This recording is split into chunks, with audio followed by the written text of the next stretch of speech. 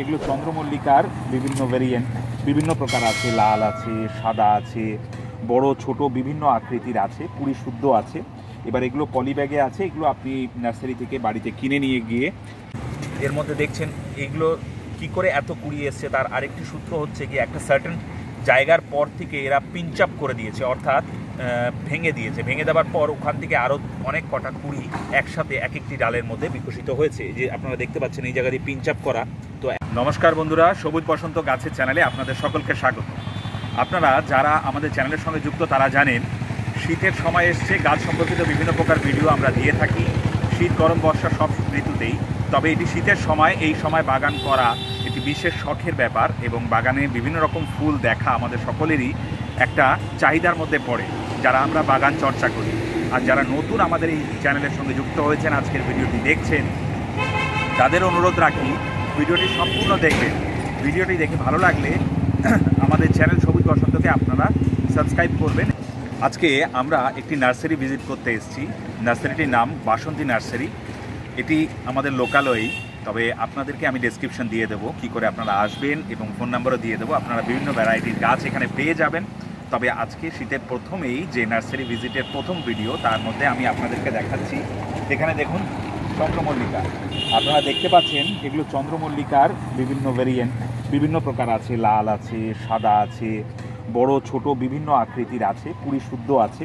এবার এগুলো পলি ব্যাগে আছে, এগুলো আপনি নার্সারি থেকে বাড়িতে কিনে নিয়ে গিয়ে সেগুলো আপনি কিছুদিন, অর্থাৎ 4-5 দিন কি 1 সপ্তাহ রেখে দেবেন। এর মধ্যে জল দেবেন অল্প অল্প করে, অ্যাটমসফিয়ারের সঙ্গে যখন এটি মিলে যাবে তারপরে আপনি এটা রিপটিং করবেন, বা পটের মধ্যে দেবেন, বা টবে দেবেন, যে কোনো জায়গায় দেবেন, আপনাকে ফুল দেবে। কিন্তু একটাই শর্ত, একে পর্যাপ্ত খাদ্য দিতে হবে, কারণ নার্সারিতে যখন থাকে তখন এরা পর্যাপ্ত খাদ্য পায়।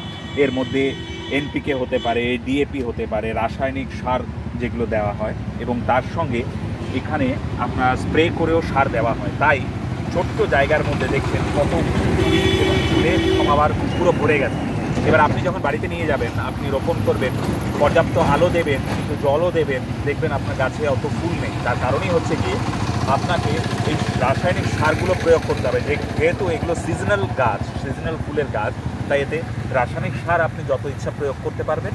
তাহলে আপনার গাছ যেরকমই হোক, আপনাকে এই শীতের সমগ্র সময়টি এই গাছ ফুল দিয়েই যাবে।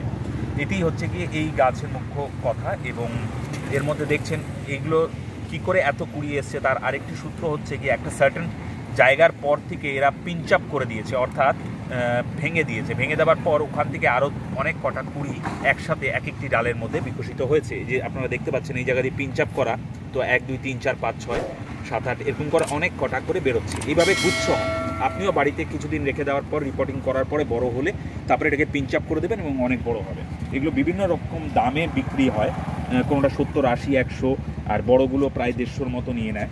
এবার এগুলো আপনি নিয়ে গিয়ে বাড়িতে আপনার শোভা বাড়াতে পারেন, শীতের আনন্দ নিতে পারেন এই ফুল চর্চার মাধ্যমে। চন্দ্রমল্লিকা খুবই ভালো।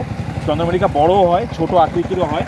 এবার এর খাদ্য আপনি কিভাবে দেবেন তার উপরে ডিপেন্ড করবে আপনি কত বেশি পরিমাণে এই গাছ থেকে ফুল পাবেন, এবং কত বেশি পরিমাণে আপনি এই গাছে পরিচর্যা করতে পারবেন, তার উপরে ফুল নির্ভর করবে। তাই আজকে সম্পূর্ণ ভিডিও দেখার মাধ্যমে আপনারা বুঝতে পারলেন কিভাবে আপনারা চন্দ্রমল্লিকা গাছ নার্সারি থেকে পাবেন, এবং এই নার্সারির সম্পূর্ণ ডেসক্রিপশন আমি আপনাদের দিয়ে দেবো। এবং তারপরে এটি কি করে বাড়িতে নিয়ে গিয়ে পরিচর্যা করলে আপনার বাড়িতেও এরকম ফুলে পুরো ভরে থাকবে, নার্সারিতে যেরকম দেখতে পান সেরকম বাড়িতেও পাবেন।